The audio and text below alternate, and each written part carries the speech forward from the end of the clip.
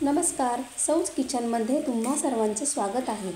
तर आज आपण पुरीसोबत जी बटाट्याची चटणी असते ना ती बनवणार आहोत। तर इथे मी अर्धा किलो बटाटे घेतलेले आहे।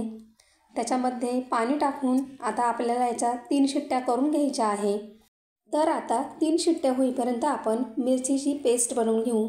तर इथे मिक्सरच्या भांड्यामध्ये मी थोडा आलं घेतलेला आहे, 7-8 लसणाच्या पाकळ्या, 7-8 हिरव्या मिरच्या घेतलेल्या आहे, त्याची आता पेस्ट बनवून घेतलेली आहे। तर बटाटे उकडल्यानंतर आपण ते बटाटे लगेच पाण्यातून काढून घ्यायचे आहे, जास्त वेळ पाण्यात ठेवायचे नाही आहे। तर साल काढून बटाट्याच्या अशा फोडी करून घ्यायच्या आहे। तर ह्या पद्धतीने तुम्ही बटाट्याची चटणी नक्की एकदा बनवून बघा, खूप छान लागते। तर इथं कढईमध्ये आपण तेल गरम करायला ठेवू। तेल गरम झाले की त्याच्यामध्ये पाव चमचा मोहरी टाकू। मोहरी तडतडली की मग आपण त्याच्यामध्ये जिरे टाकणार आहोत। पाव चमचा जिरे टाकलेले आहे। जिरे ही तडतडू द्यायचे। आता गॅस कमी करायचा आणि आपल्याला मिरचीची पेस्ट टाकायची आहे, नाहीतर आपल्या मिरच्या जळून जातील। तर आता 1 ते 2 मिनिटांसाठी ते व्यवस्थित परतवून घ्यायचं आहे। नंतर आपल्याला त्याच्यामध्ये 7-8 कढीपत्त्याची पाने टाकायची आहेत। कढीपत्ता पण मी इथं तेलात नाही टाकला, नंतर टाकलेला आहे। तर आता कोथिंबीर टाकायची। हे व्यवस्थित आता 1 ते 2 मिनिटांसाठी पुन्हा व्यवस्थित परतवून घ्यायचं आहे।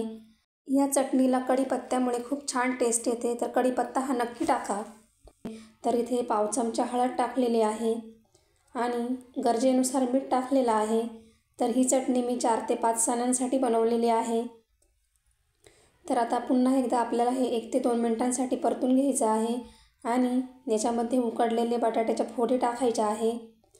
व्यवस्थित मिक्स करून घ्यायचं। खालचा मसाला व्यवस्थित असा मिक्स झाला की आपल्याला ते 1 ते 2 मिनिटांसाठी पुन्हा परतवायचं आहे आणि 3 मिनिटांसाठी आपल्याला याच्यावर झाकण ठेवायचं आहे। 3 मिनिटांनंतर पुन्हा एकदा आपल्याला व्यवस्थित असं मिक्स करून घ्यायचं आहे। तर तुम्ही ही बटाट्याची चटणी बटाट्या वड्यांसाठी सुद्धा बनवू शकता। बटाटे वडे खूप छान होतात। तर तुम्हाला रेसिपी आवडली असेल तर लाईक करा, कमेंट करा, चॅनलला सबस्क्राईब करा। तुम्ही माझा व्हिडिओ शेवटपर्यंत बघितला त्याबद्दल मी तुमची खूप आभारी आहे। धन्यवाद।